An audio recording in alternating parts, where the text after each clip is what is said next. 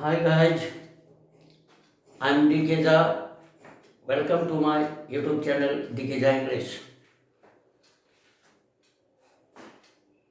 In the last video, I left you with some sentences to translate them into English. मैंने कुछ sentences दिया था future indefinite का और कहा था बनाने के लिए, और आज इस वीडियो में हम उसका आंसर देंगे। आप उसको मिलाएंगे और देखेंगे कहाँ कहाँ चूक हुई, गलती हुई या नहीं हुई। अगर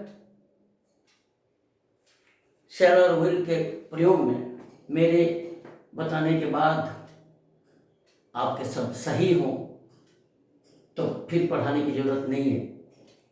नहीं, अगर मेरे बताए हुए और आपके बनाए हुए में डिफरेंस हो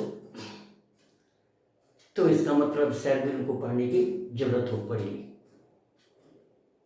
ठीक है, तो कल सिंपल फ्यूचर के एक्शन को हमने डिफाइन किया, फिर उसके नियम को बनाने के रूल स्ट्रक्चर को लिया। अभी भी लिखा हुआ है subject plus shell will plus V1 object etc। तो शैल और विल के बारे में मैंने कुछ नहीं बताया अभी तक। यह मानकर कि बच्चों को कुछ आए ना आए शैल और विल के बारे में जानकारी जरूर उन्हें दी गई होती है और इतना आसान बना दिया जाता है उनको बताते समय। क्यों? बड़ी आसानी से वो बना लेते हैं। ऐसा उनको लगता है, ऐसा उनको बताया जाता है कि शैल विल के प्रयोग में कुछ नहीं है। उन्हें जो कहा जाता है वो मैं कल भी कह रहा था, मुझे मालूम है क्या कहा जाता है।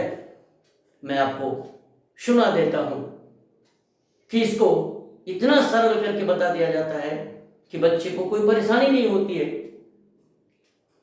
उन्हें कहा जाता है कि फर्स्ट पर्सन के साथ, जब आपको कहा गया होगा, मैं नहीं कह रहा हूं, आपको पहले कहीं ना कहीं जरूर बताया गया होगा कि फर्स्ट पर्सन के साथ शैल यानी आई और वी के साथ शैल और बाकी पर्सन के साथ विल,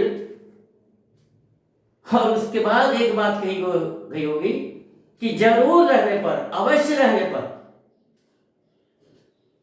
शैल की जगह विल कर दीजिए, विल की जगह शैल कर दीजिए।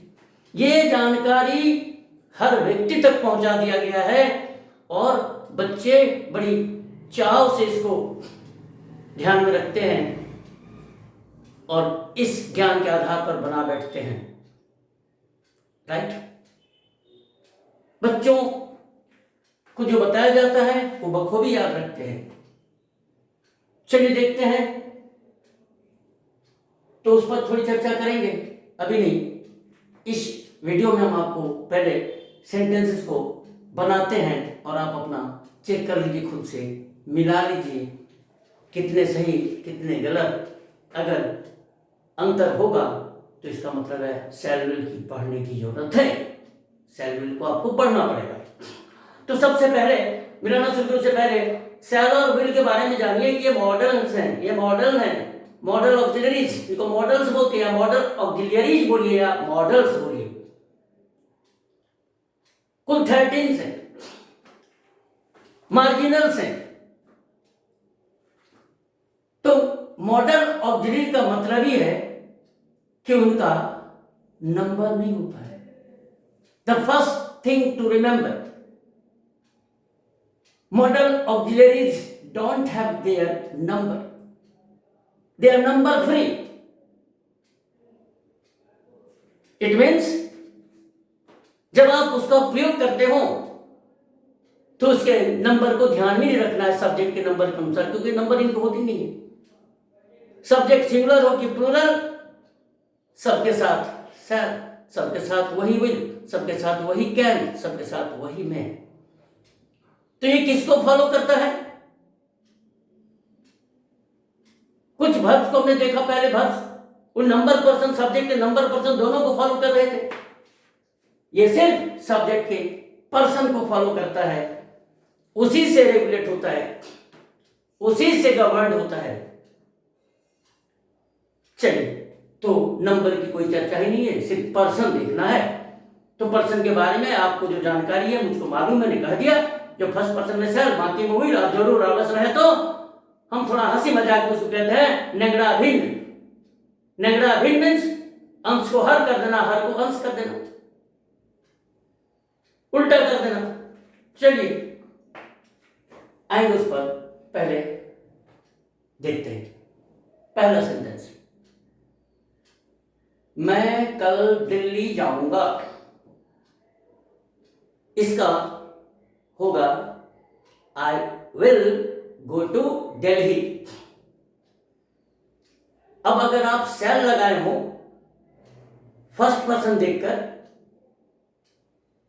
तो गलत हो गया होगा। मैंने जो कहा उस हिसाब से गलत है। अब यह ना समझे आप कि कल नहीं रहेगा तो सही हो जाता। नो, मैं दिल्ली जाऊंगा तो भी I will go to Delhi, मैं कल दिल्ली जाऊंगा तो भी I will go to Delhi. क्यों मानो? वह पत्र लिखेगा, he will write a letter। वे लोग मैच खेलेंगे, they will play a match, they will play a match। यहां तक कोई प्रॉब्लम नहीं आ रहा होगा, शुरू में थोड़ा सा हो सकता है। पहला सेंटेंस, हम लोग गरीबों के लिए काम करेंगे। द नेक्स्ट सेंटेंस क्या है? हम लोग गरीबों के लिए काम करेंगे। We will work for the poor, we will work for the poor।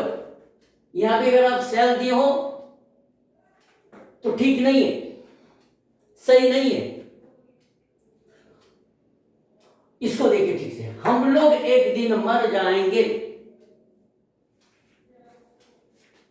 तुरंत आपकी जानकारी को ठीक करने के लिए इससे पहले भी दिया कि हम लोग गरीबों की मदद करेंगे, और यहां भी दिया हम लोग, ताकि आप इसको पकड़ सके, ठीक से समझ सके। We shall die someday, और you can say in place of someday one day, लेकिन someday बेटर है। वन डे का यहां मतलब गिनती से एक दिन नहीं, किसी न किसी दिन।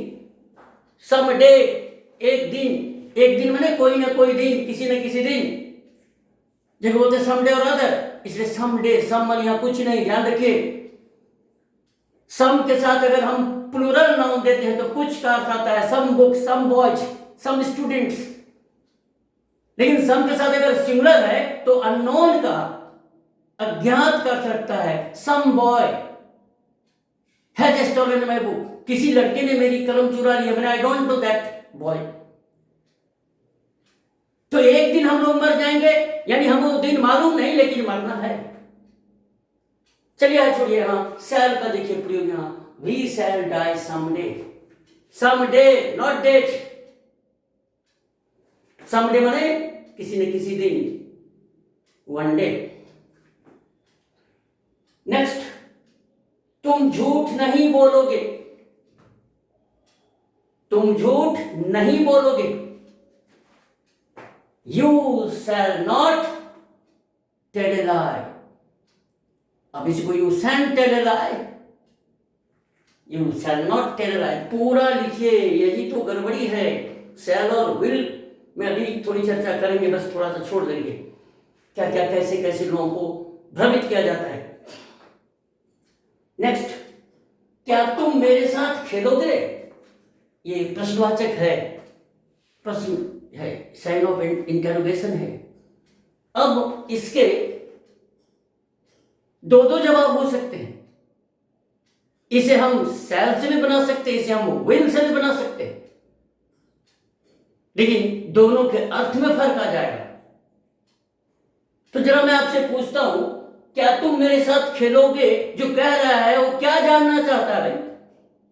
इस सेंटेंस आपको क्या अर्थ लगता है? क्या वो रिक्वेस्ट कर रहा है? क्या वो आपको खेलने के लिए इनवाइट कर रहा है? अगर ऐसा नहीं तो क्या आपकी इच्छा जानना चाह रहा है? तो कोई आपसे कहे क्या तुम मेरे साथ खेलोगे, तो आपको क्या लग रहा है? ये शायद इच्छा ही तो पूछ रहा है, क्या तुम मेरे साथ खेलोगे, क्या तुम मेरे साथ जाओगे? ऐसा हिंदी में ऐसा कह के आपको क्या अर्थ लगता है? ऐसा कहने वाला क्या कहना चाहता है? क्या आपको इनवाइट कर रहा है? क्या आपको रिक्वेस्ट कर रहा है खेलने के लिए? अगर ऐसा हो तो फिर विल से बनेगा। लेकिन सामान्यतः तो यही समझ में आ रही है कि क्या तुम मेरे साथ खेलोगे, मेरी इच्छा जानना चाहता है, मैं खेलूंगा कि नहीं। इसलिए shall you play with me, shall you play with me अगर विल से बना देंगे तो रिक्वेस्ट करने का बोध हो जाएगा, इनवाइट करने का बोध हो जाएगा खेलने के लिए। तो फिर विल से बनाएंगे will you play with me. ये अंग्रेजी के अपने स्ट्रक्चर है, इंग्लिश लैंग्वेज के अपने बनावट है। हिंदी में ऐसे रिक्वेस्ट नहीं करते हम लोग। आजकल इंग्लिश का इंपैक्ट हिंदी पर आ रहा है। हम हिंदी में रिक्वेस्ट कैसे करते हैं? कृपया चाय पिया जाए। आजकल इंग्लिश से ला रहे हैं, इंग्लिश में इंटरोगेटिव सेंटेंस में बनता है रिक्वेस्ट। हिंदी में प्रश्नवाचक वाक्य बनाने की जरूरत नहीं होती रिक्वेस्ट करने के लिए। अब उस स्टाइल के कॉपी कर रहे हैं, उसके नकल करते हैं। क्या आपको क्या बुरा तो नहीं लगेगा? क्या आपको मेरे साथ खेलना बुरा तो नहीं लगेगा? या आप इमिटेट कर रहे हैं?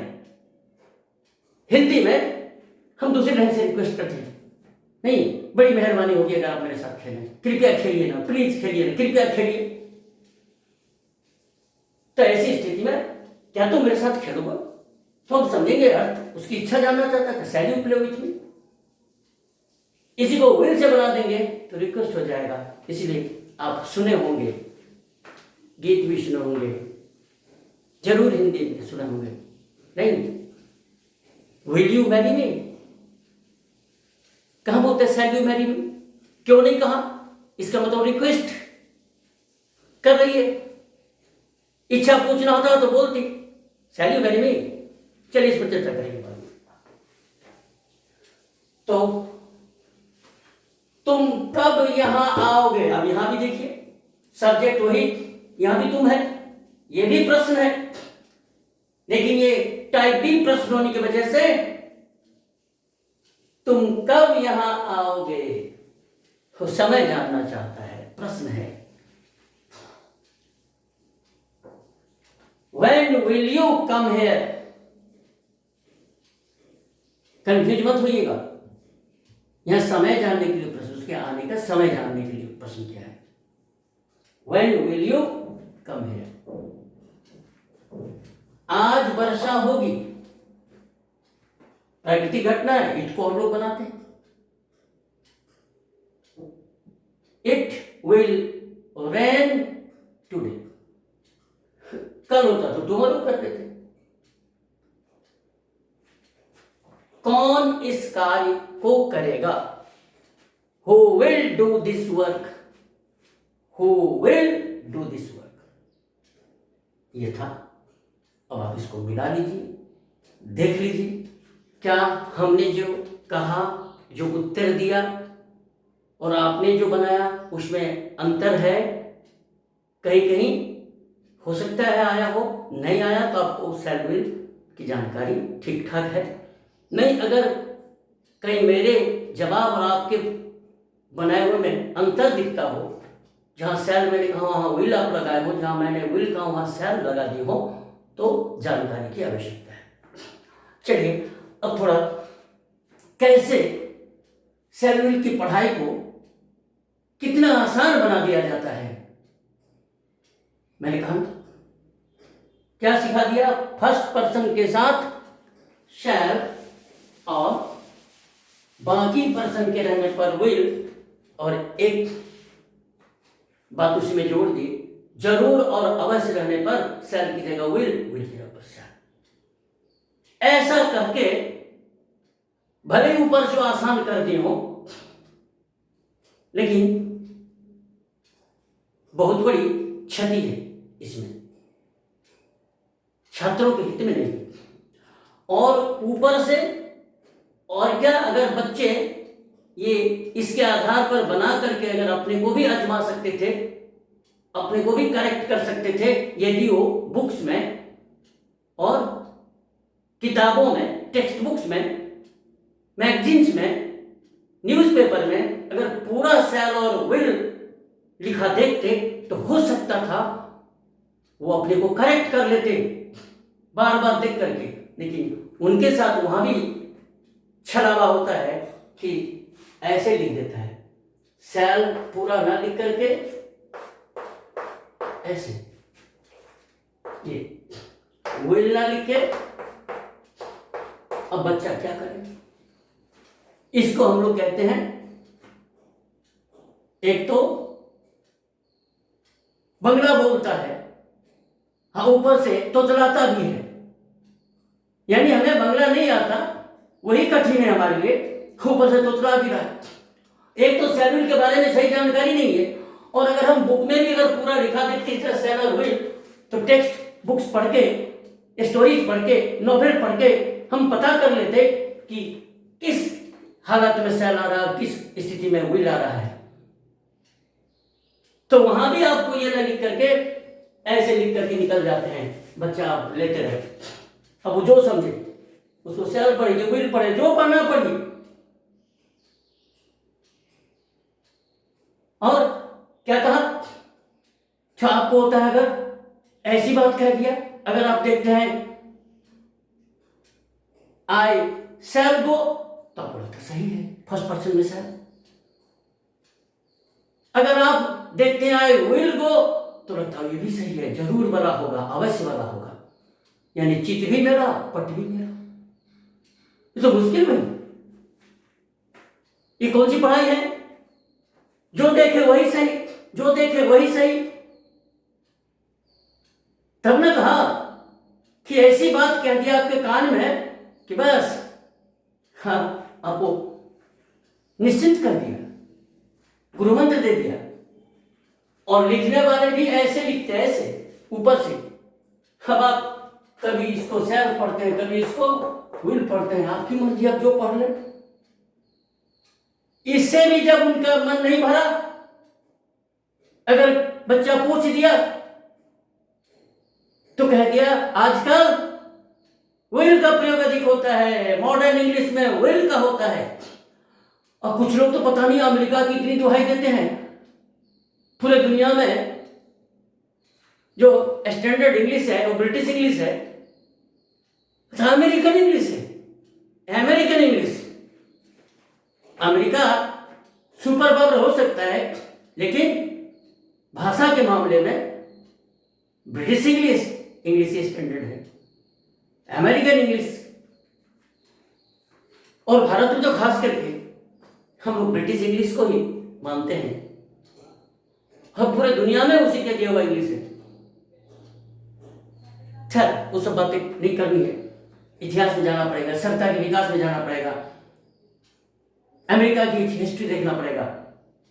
चलिए, इसलिए बहुत से लोग अमेरिकन के छोटे छोटे भोले भाले गांव के बच्चों को भरमाते रहते हैं, मिसलीड करते रहते हैं, American English.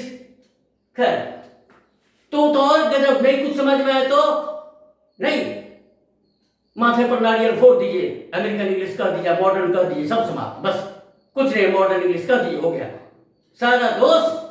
Blame it on modern English, blame it on American English.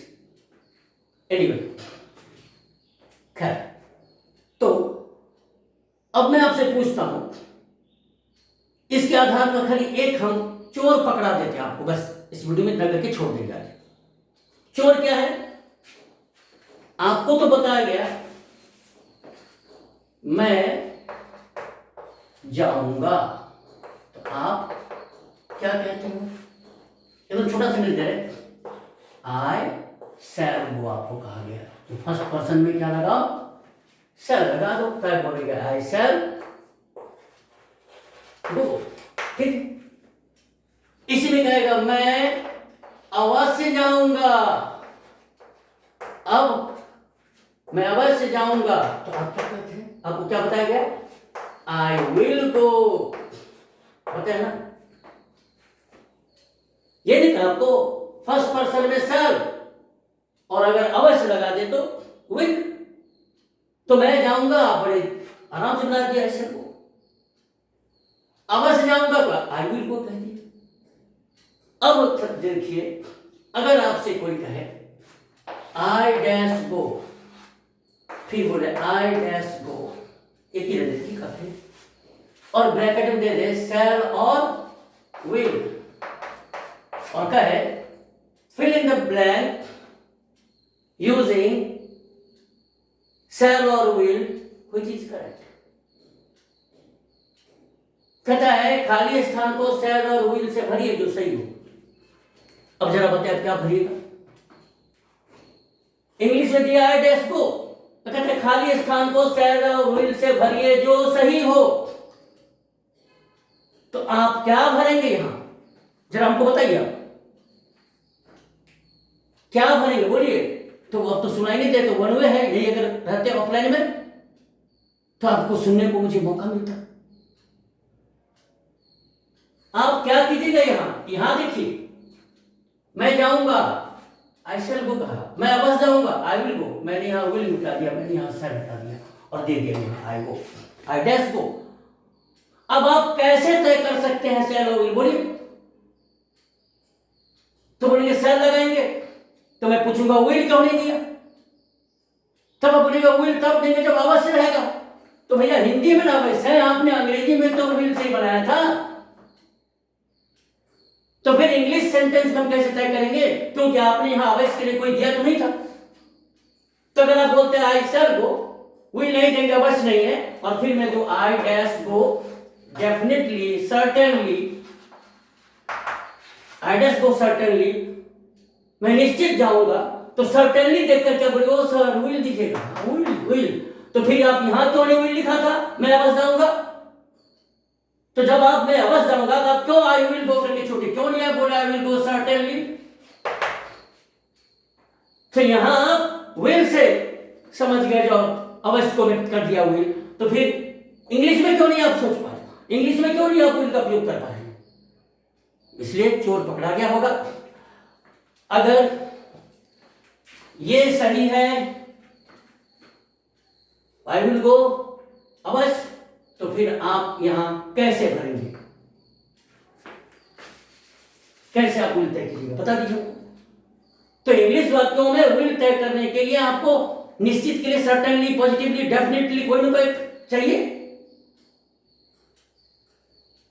सब चाहिए। तो फिर कैसे तय करेंगे, तो इसका मतलब है अगर यहां होने चाहिए तो ये गलत था, अगर यहां सर्टेनली चाहिए तो राइट। अब इतने पर मैं छोड़ देता हूं, आप पूरा दिन रात चिंतन कीजिए, और मैंने जो आंसर्स दिया उसमें शैल और विल के प्रयोग को कोशिश कीजिए समझने का कैसे कैसे है, और आगे की वीडियो का इंतजार कीजिए। अब अगला वीडियो, अब मेरी बारी होगी आपको बताने का शैल और विल का प्रयोग कैसे करें, right. Thank you, see you. थोड़ा सब्सक्राइब कीजिए, शेयर भी कीजिए इसको, मिथिलांचल का ये चैनल है, अधिक से अधिक लोगों को पहुंचा दीजिए। बाकी दुनिया में बहुत बड़े बड़े पंडित लोग हैं, वो कैसे कहते हैं यहाँ लगेगा, आज सिखा के छोड़ेंगे, आज पढ़ा के छोड़ेंगे, बोलने दीजिए। थोड़ा धैर्य के साथ पढ़िए। अगर आप सपोर्ट करते रहे तो बहुत जानकारी दूंगा, नहीं सपोर्ट करते रहे तो हो सकता है ऐसे ही समाप्त हो जाए। चलिए anyway, thank you, see you, bye.